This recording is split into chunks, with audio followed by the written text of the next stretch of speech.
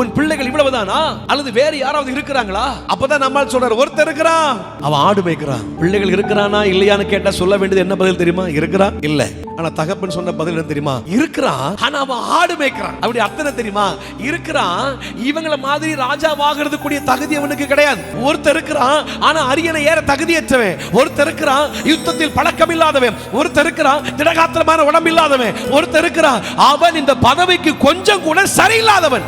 Samuel சொல்றார், அந்த தாவீது இங்க வர்ற வரைக்கும் நான் விருந்துல கைய வைக்க மாட்டேன். தாவீது அழைப்பிக்கப்படுகிறார். தாவீது தூரத்தில் வரும் பொழுதே கர்த்தர் சொல்றார், இவன் தான் நான் தெரிந்து கொண்டவன், நீ எழும்பி இவனை அபிஷேகம் பண்ணு.